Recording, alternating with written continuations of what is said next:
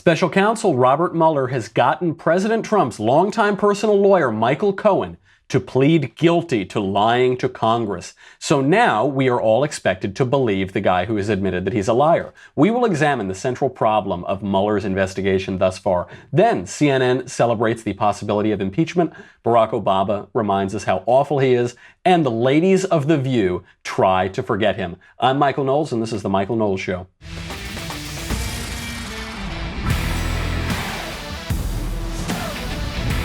Every day, another one dropping in the Mueller investigation. They're turning it on Trump. They're going for impeachment. There's a big problem in this investigation. And I'm sorry, hold on. Before we can get to the Bob Mueller investigation, we have breaking news coming in. Yes, it has been confirmed. A creepy porn lawyer, Michael Avenatti, is still a dirtbag. That is now being confirmed around. It's on the wires. It's being confirmed all around. Michael Avenatti, a dirtbag. Not exactly a man bites dog sort of story, but this is just delightful. It turns out that Michael Avenatti has been improperly using funds that were donated to Stormy Daniels, has been doing things that she didn't want him to do on her behalf, pretending to be her. Here is Stormy Daniels' statement that she gave to the Daily Beast yesterday. Quote, Michael has been a great advocate in many ways. I'm tremendously grateful to him for aggressively representing me in my fight to regain my voice. We'll get to that in a second. But in other ways, Michael has not treated me with the respect and deference an attorney should show to a client. He has spoken on my behalf without my approval. He filed a defamation case against Donald Trump against my wishes. He repeatedly refused to tell me how my legal defense fund was being spent. Now he has launched a new crowdfunding campaign using my face and name without my permission and attributing words to me that I never wrote or said. First, before we get to any of this, when did Stormy Daniels lose her voice? All I've noticed is Stormy Daniels talking about President Trump's genitals, giving interviews even after she took money in exchange for not describing the sexual encounter. She's going on news shows. She's going on comedy shows. I never saw Stormy Daniels losing her voice. But it's just one of those stupid slogans that lefties say that don't really mean anything. The real meat of this here, pun unintended, is that Michael has not treated me with the respect and deference an attorney should show to a client. Gee, do you think? Is that really so? What is he being accused of? He's being accused of taking the money that was donated to her, just taking it without her consent, not telling her where the money was being spent, and using it for his own purposes. Now, he is saying that he's given, she's used some of the money for security, and he's taken the rest for his legal fees. But now he's started a new crowdfunding campaign in her name that she has nothing to do with. This, by the way, is why very often it's not a good reason, or it's not a good idea to donate to crowdfunding campaigns. You have no idea who's running them. It might be on behalf of somebody, but you don't know where that money is going. You don't know how it's going to be spent. We're so tempted because of our compassion to just throw money at anything. But sometimes it ends up going to guys like Michael Avenatti. And this other one, he filed a defamation case against Trump against my wishes. Michael Avenatti said when he filed that defamation suit that he was doing it on her behalf. He's representing her. If he's doing that now against her wishes, that's a serious issue. I mean, that could carry legal consequences. It could carry consequences for his career. So that's not good. All of this, though, what's the big takeaway?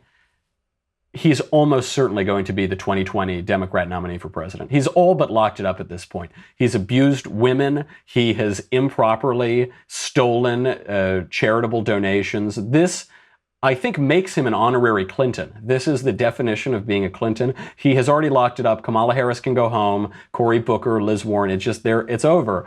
Michael Avenatti is now a Democrat presidential candidate par excellence. He's almost certainly violated the law. That's it. He's got it locked up. Congratulations, nominee Michael Avenatti. We look forward to a full and robust general election campaign in 2020 against Donald Trump. Going to be a lot of fun.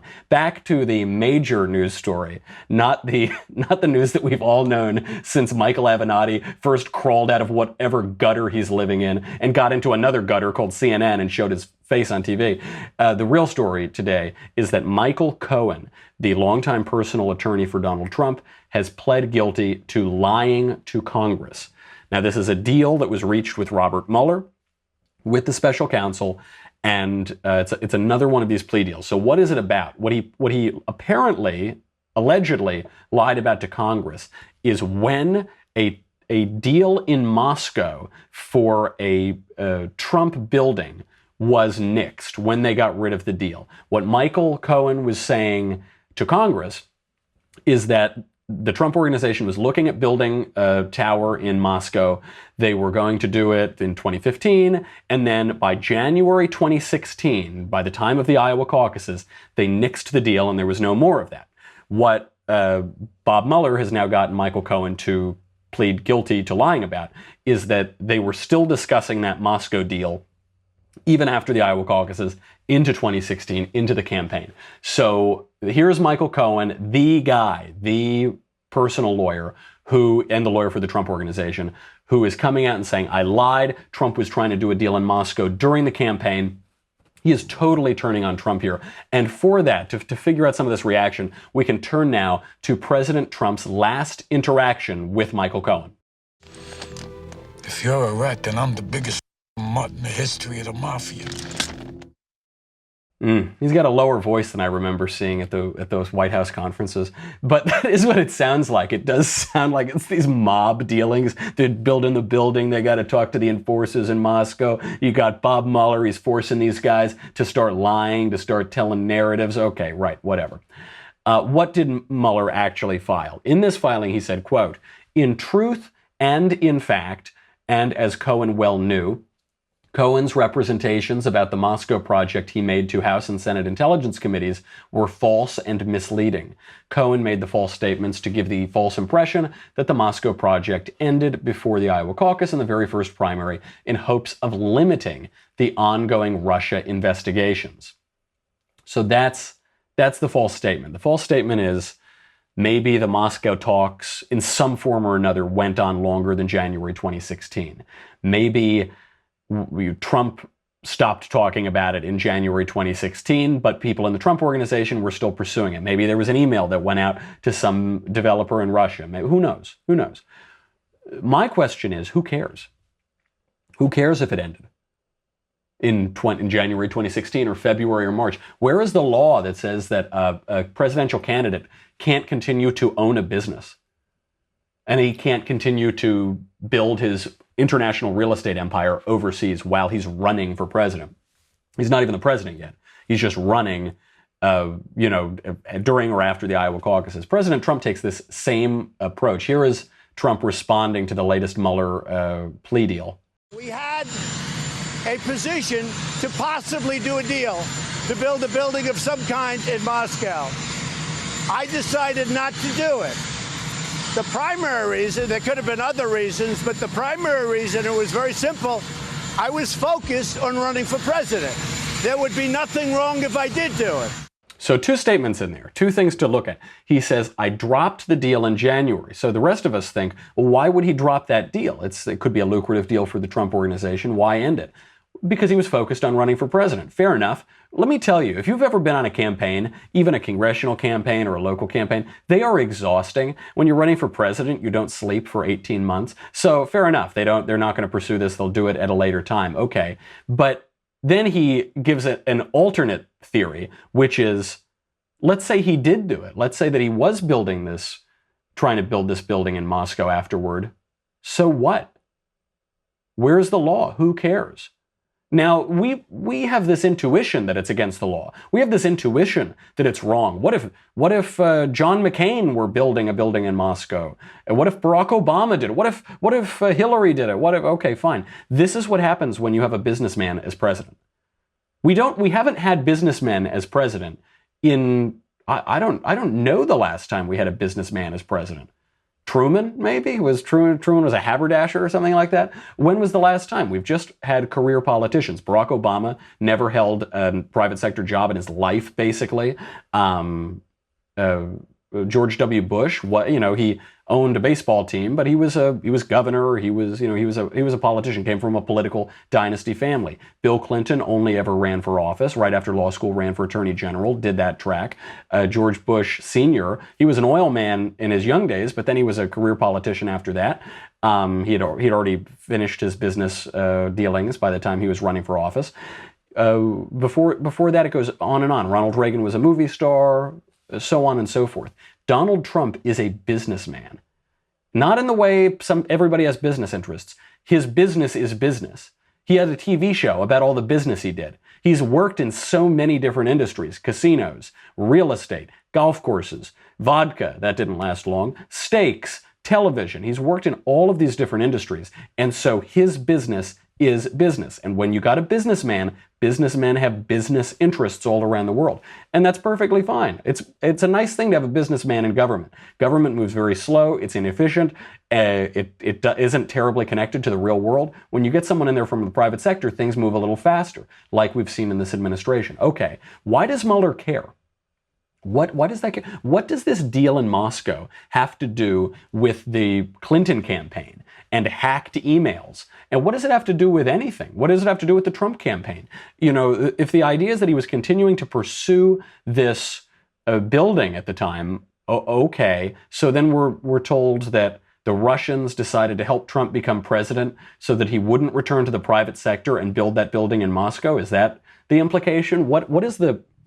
This is the trouble with this whole Russia narrative, is they're trying to construct a coherent storyline out of random, disparate events that have no connection to one another. So then the question is, why is Michael Cohen going along with all this? Michael Cohen once said something to the effect of he would take a bullet for Donald Trump before he'd rat, and then the dirty, rotten rat is ratting. So what is his incentive?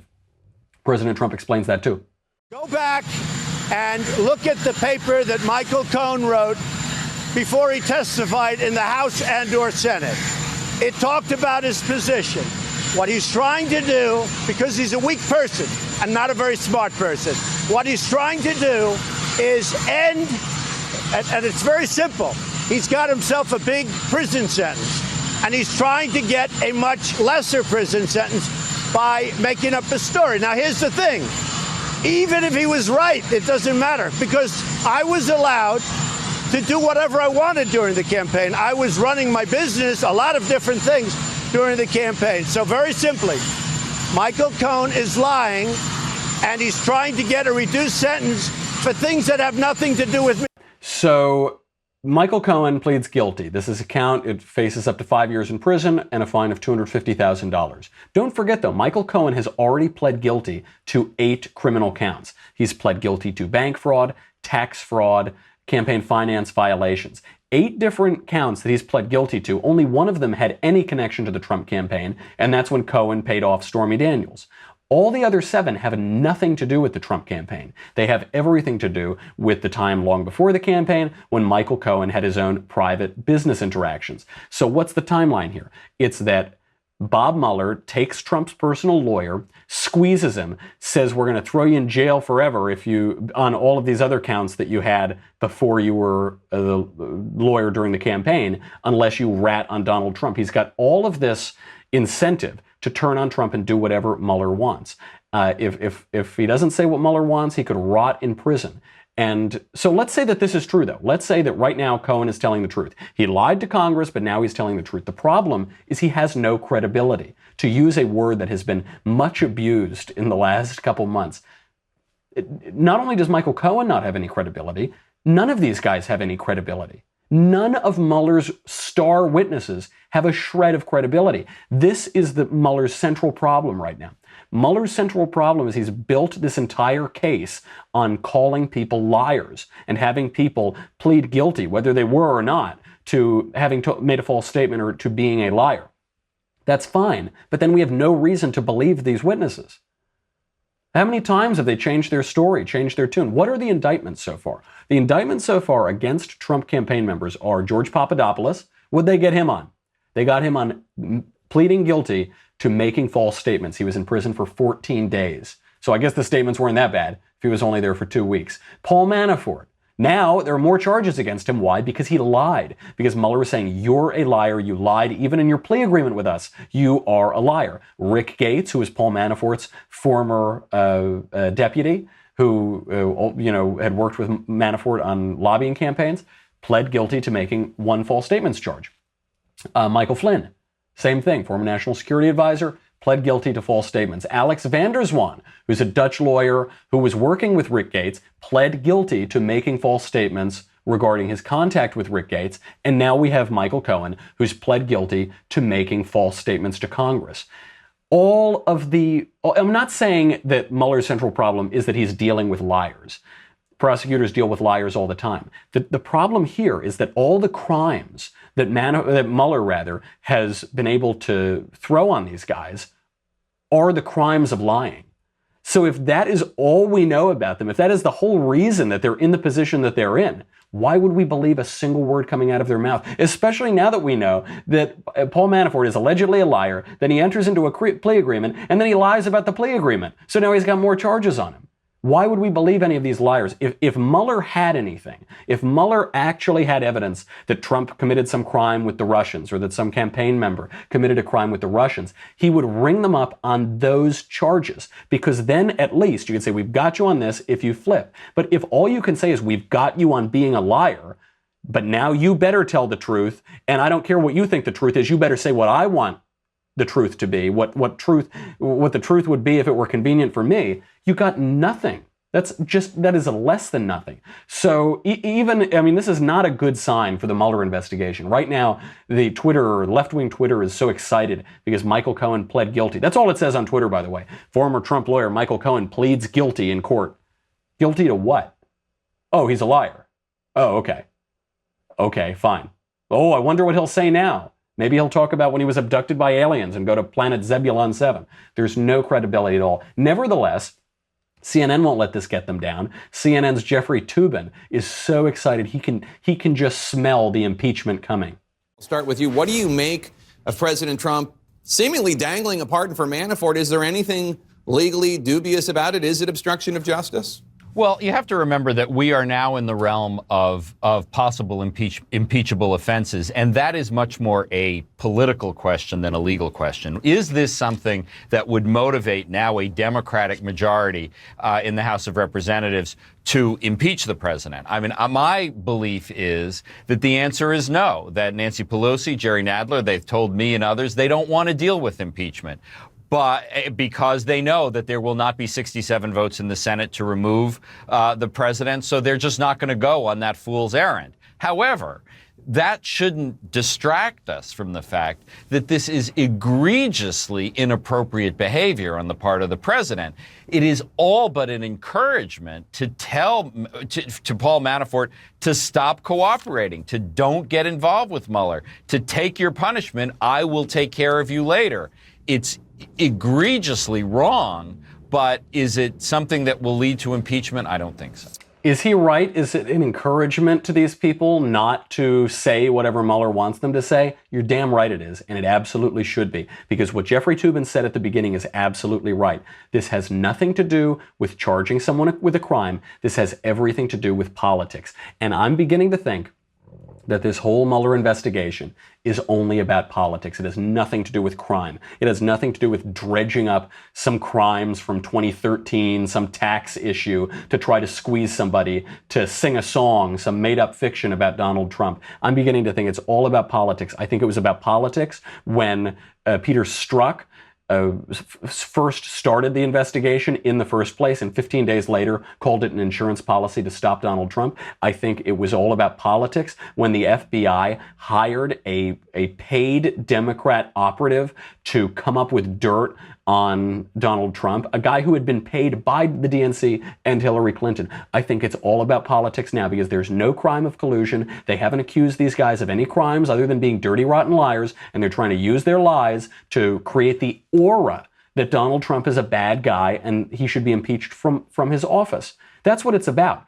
How are they going to get Donald Trump? I don't think Bob Mueller thinks he's going to get Donald Trump. I think what they're doing is just making him look really, really bad to either encourage impeachment or to have him lose his election in 2020. all about politics. It's always about politics with these guys. Reminds me of the Obama administration, when everything was about politics. And you have to watch this. He reminds you how terrible that administration was. He was giving a talk at Rice University. Now, Barack Obama is lambasting our founders. He's taking credit for things that he has no business taking credit for. Here's Barack Obama on identity politics. You start getting politics that's based on that person's not like me, and it must be their fault. And you start getting a politics based on a nationalism that's not pride in country, but hatred for somebody on the other side of the border. And you start getting the kind of politics that does not allow for compromise. Politics does not allow for compromise. From Barack Obama, who said, I won't work with Republicans, I've got a pen and a phone, and I'll do whatever I want. That's unbelievable. He says that we hate people on the other side of the border. We don't hate people on the other side of the border. We like them on the other side of the border. We want them to stay on the other side of the border. The other side of the border is where they belong because they're not American citizens. We don't even hate them when they get here. We give them an insane amount of welfare. We treat them very well. We arrest them for committing crimes, and we still don't even deport them. What an outrageous calumny to say about his fellow citizens. But that's Barack Obama. That's all he does. Talks about now. So he's able to strictly lambast President Trump, even during this very successful time in office. But he does this amazing thing where he takes credit for all the good stuff that Trump does, and he foists all of the bad stuff that he did onto Donald Trump. Here is Barack Obama talking about trying to take credit for the oil and natural gas explosion. I was extraordinarily proud of the Paris Accords because, look, I know, I know we're an oil country, and we need American energy, and by the way, American energy production. You wouldn't always know it, but it went up every year I was president, and that whole. Suddenly, America's like the biggest oil producer and the biggest gas. That was me, people. I just want you to. So. Two thoughts here. One, Barack Obama, the guy who said individuals can't accomplish anything and you didn't build that and government does everything, is now saying, I built that. That was me. Direct quote. But two, that isn't true. That is just flat out wrong. The production of oil by the federal government on federal lands during Barack Obama's presidency was flat. It didn't happen. There was no growth. He's right. There was an oil and fracking boom. That was all on private land. In many ways, that was in spite of his administration, which cut off oil pipelines, which constantly tried to hang up the Keystone XL pipeline, all of these projects. He was hugely anti-oil, anti-energy, and now he's trying to take credit for it, which shows you something. A lot of times people on the left want to paint him as an idealist. Oh, he's an idealist. He's too academic. He's too good for this world. No, he's a hack, despicable Chicago politician is what he is, who's willing to take credit for things that he ostensibly opposes when it suits his purposes, because his administration was an utter failure. His legacy has been erased, and he's nobody. He does these speaking things, and I remember that he exists. When I don't see him on TV for more than 3 days, I forget he ever existed. His administration was that meaningless. And he goes on. He can't give it up. Here's the rest of the talk. When I hear people say they don't like identity politics, they don't like... I think it's important to remember that identity politics doesn't just apply when it's black people or gay people or women. No. The folks who really originated identity politics were the folks who said, three-fifths clause and all that stuff. That was identity politics. That's still out there. Maybe that was a little too controversial for Houston, but. That's what they said. Barack Obama, constitutional lawyer, allegedly. The framers of our Constitution, apparently they said three-fifths clause and all that stuff. That's what they said. Not quite the eloquence of Alexander Hamilton, is it? No, of course not. Barack Obama, though, he's using this little trick that lefties do, and particularly lightly educated, lightly informed lefties, which is they'll just say a slogan. So he didn't actually make a statement. He said identity politics are the people who say 3/5 clause and all that stuff. No. What did they say? What is the 3/5 clause? It doesn't say that because it undercuts his entire point. The 3/5 compromise was a compromise between slave states and free states. Really, I suppose, really, the future slave and free states, the North and the South. States with big slave populations wanted to count slaves as whole human beings. Now, what Barack Obama is trying to imply is that slaves we considered black people to only be 3/5 of a human being. That is not what it was about at all. In fact, it was just the opposite. The slaveholders wanted to count slaves as full human beings because then their states would be more populous and they would have more representation in the federal government.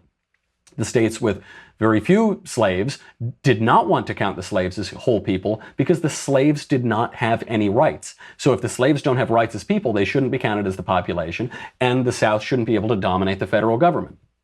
They had to come to this compromise to create the country that ultimately elected Barack Obama. To our everlasting shame, we elected him. But that was created by those guys, those awful, terrible guys who said, like the 3/5 clause and all that other stuff. What a hack. What an absolute disgrace he is to the country. It's so sad. He's gotten worse since he's left office.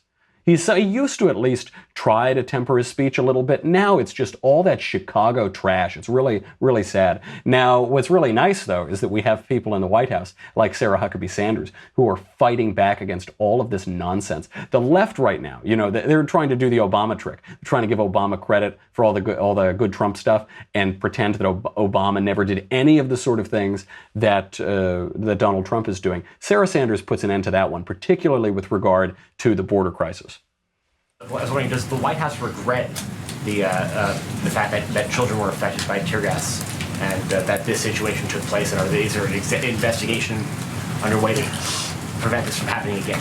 Certainly, the White House would never want children to be in harm's way in any capacity whatsoever. However, that is why we are continuing to encourage people to follow the law and go to ports of entry. Law enforcement officials have used appropriate non-lethal force to protect themselves and prevent an illegal rush across the border. And let's also not forget that this isn't the first time that non-lethal force like this has been used. In fact, tear gas was used on average once a month during the Obama administration for very similar circumstances. In fact, they were actually for far less circumstances because they didn't have the same numbers in the mass rush that we're seeing in this caravan take place. Once a month during the Obama administration. How do you like that? How do you like them apples? Because now you're seeing it being used because people are throwing rocks at Border Patrol. They're trying to climb over and invade and run through. So they're using tear gas. Barack Obama used tear gas much, much more. But first of all, you didn't hear a peep about it at the time. Because the left doesn't really care. They just hate Trump, and they hate when conservatives have effective government. But where are the journalists on this? Why don't they mention this? Why don't they talk about it? Finally, we're pushing back. It used to be that ex-presidents didn't criticize the new president because it's undignified. Well, Barack Obama blew that out of the water. He won't stop criticizing him.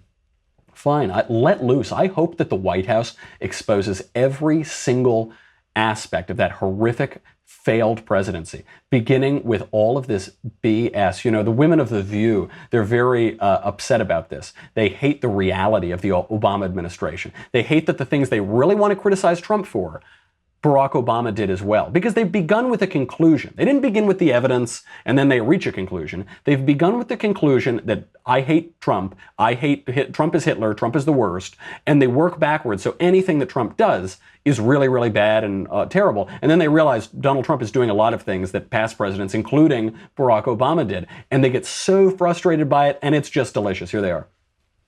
Check. President Obama is no longer in office. Exactly. President Trump is in office, and he's destroying the country. And he's destroying the country. And this "but Obama" defense, doesn't work for me. That's not to say using tear gas. I think it's immoral when you're using tear gas against children. But ProPublica just found that the Trump administration has secretly continued to separate kids from their families. The Obama administration never did that. But I'm just, the ACLU says that kind of separation is unprecedented. So this whole, but Obama did it, but Obama did it. I don't care what Obama did. I don't care what Trump is doing right now. I think it's strange.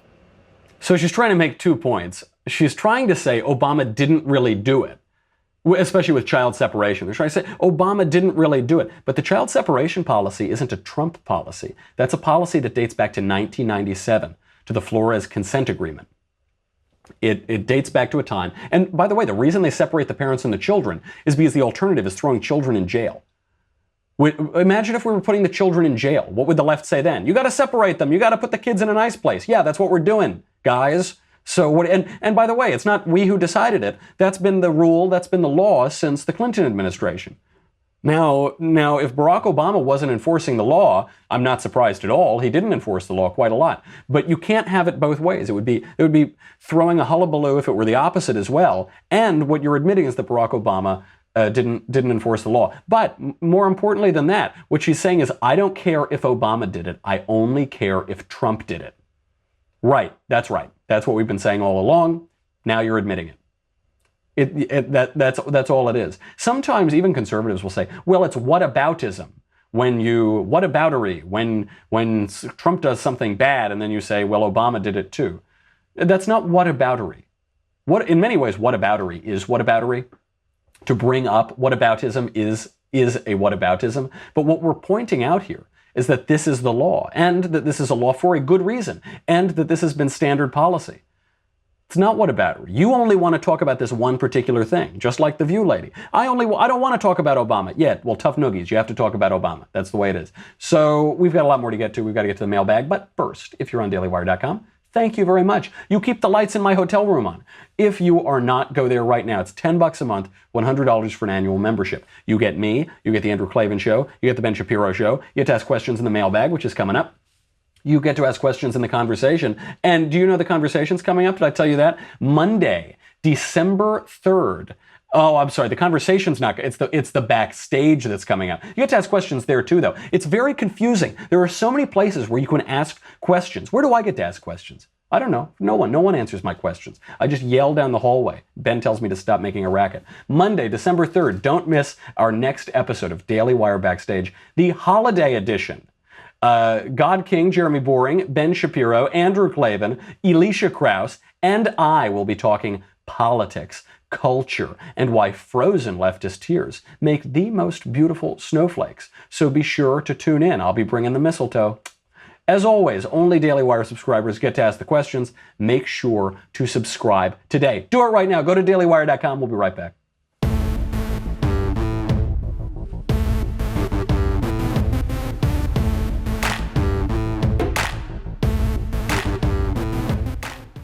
I'm going to get through all of these today. From Scott. Michael, when do you expect the left's romanticism of having mental illnesses will be over? My wife, a hard lefty, always talks about her mental illness, and I've grown to now be non-sympathetic. I want her to have help if she needs it, but I don't want to give in to her leftist reassurance. What can I do? This is a very important question. This is a question that I have seen personally. We all know people who have mental problems and psychiatric problems, and some of them get help and some of them don't, and some of them are on medication and some of them are in therapy. Some of those people keep the problems to themselves and to their friends and family and kind of close. Some people broadcast it. They want to talk about mental illness all the time. And the very sad fact, I won't go into details, but friends of mine in particular who have broadcast the mental illness, and it's good to talk about the mental illness, have had the worst outcomes from it. This is, again, I'm just talking in anecdotes, but it really punches me right in the gut when I see this, because I'm really not convinced that talking about mental illness is helping anybody whatsoever. I think you're exactly right. I think it is romanticizing it. I think it is glorifying it. You see this so when somebody commits suicide and people talk about the suicide is on television, you see a spike in suicides. It makes it more accessible. It makes it more comfortable. It is the most heinous act that you can commit. It is so contrary to nature and to natural law, and it is just awful because it's all out there and we're talking about it as though it's normal. It's a very bad idea. And when people who have mental illnesses say we need to talk about mental illnesses, you might remember they have a mental illness. I don't mean that in any glib way. They don't have a ton of authority on this exactly. I agree entirely. I hope, because what they're doing is they're trying to do what the left has done with identity politics, with intersectionality, which is take insanity or madness or mental illness or whatever you want to call it, and make that a privileged victim group that carries privileges. Mental illness doesn't carry any privileges. Mental illness is awful. It is so terrible. I've seen it in friends of mine, and it's just awful. We should not pretend it carries any privilege, that it's nice, that it should be celebrated or talked about. It should be medicated, it should be fixed, and we should pray for people who have it. And anybody who encourages people to celebrate or indulge their mental illness is really doing great harm to that person and to society. From Jean, hello, Mr. Knowles. I recently found meaning in religion. I come from an strict atheist home, and I absolutely never came in contact with religion over the first 25 years of my life. I really get the importance of Christianity, the values it brought to our society, but I can't bring myself to really believe. In my head, Christianity is basically just a set of really good values that help you live a meaningful life. I don't know if I'm just being hypocritical, but I don't think I could ever really believe. Well, you should. I really think that you should. It's good that you get the importance of Christianity. It's good that you see the utilitarian argument, that it's good for society, that it's good for the individual. I think a lot of people are there. I was there for a long time.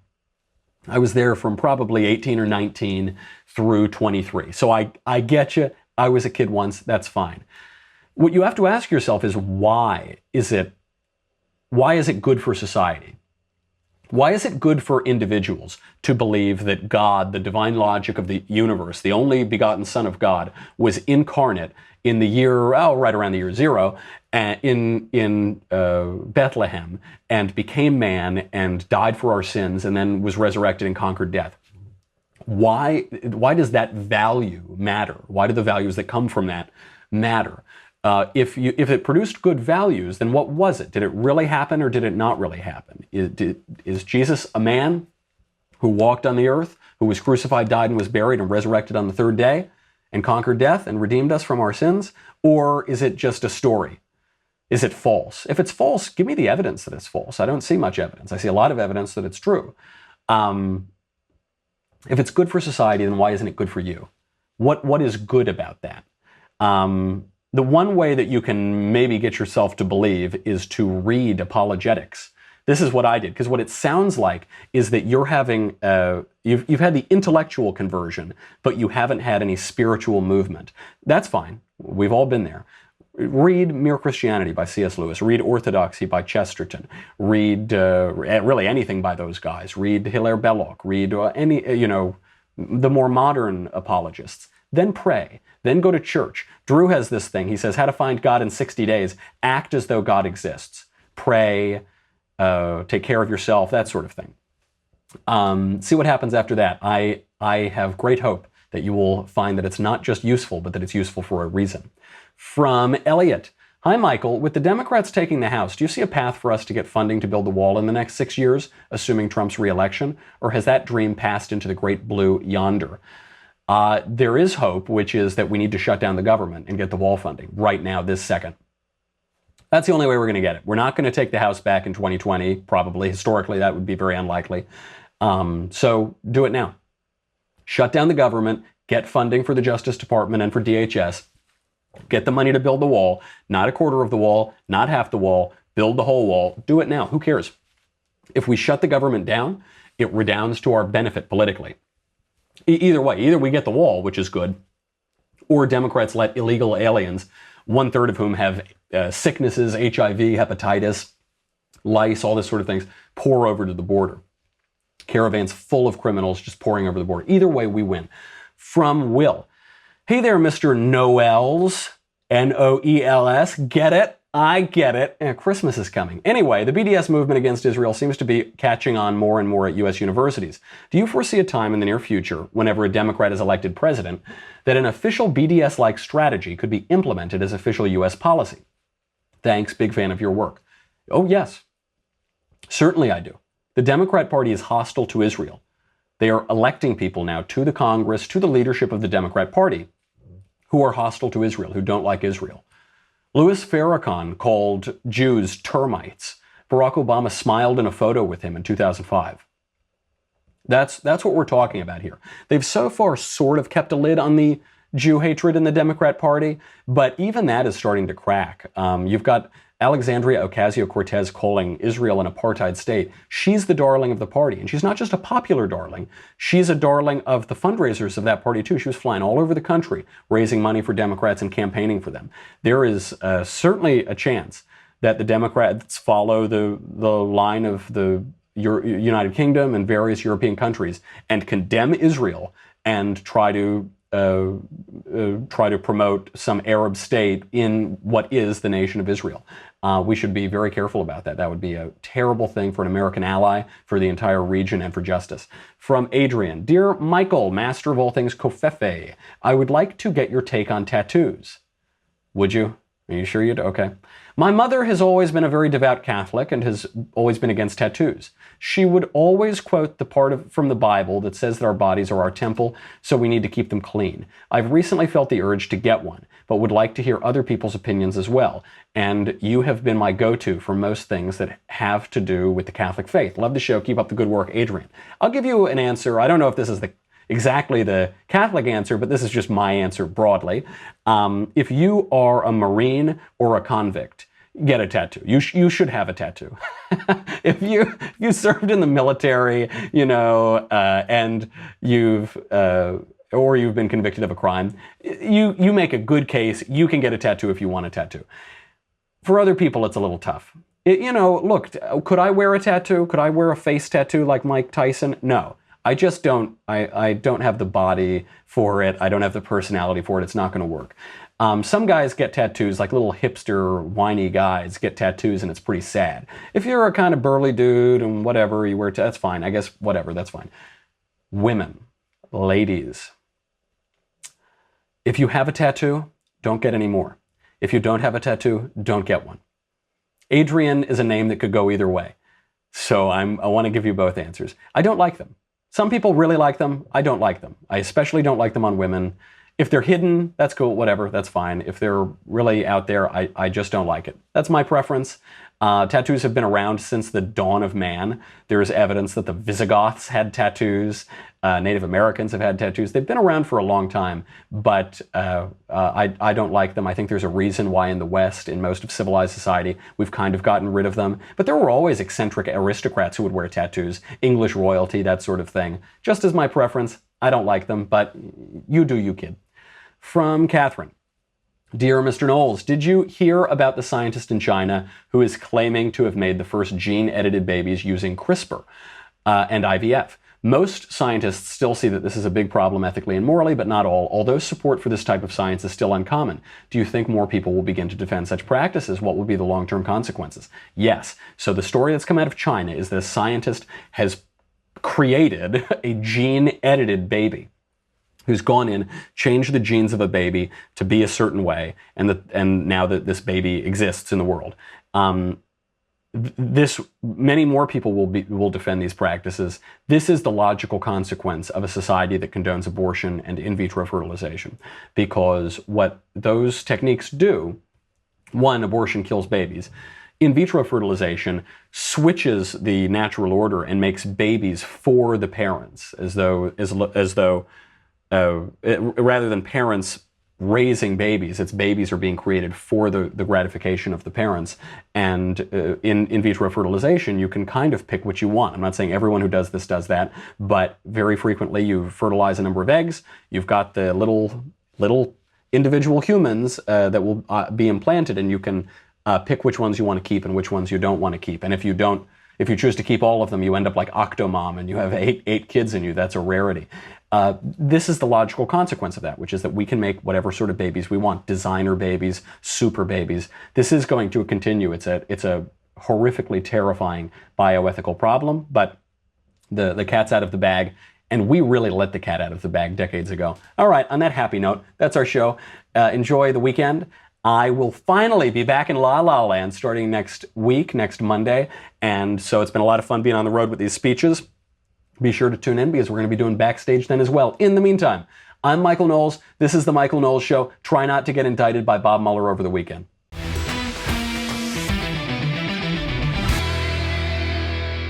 The Michael Knowles Show is produced by Senia Villarreal. Executive producer Jeremy Boring. Senior producer Jonathan Hay. Our supervising producer Mathis Glover. And our technical producer is Austin Stevens. Edited by Jim Nickel. Audio is mixed by Mike Coromina. Hair and makeup is by Jesua Olvera. The Michael Knowles Show is a Daily Wire Forward Publishing production. Copyright Forward Publishing 2018.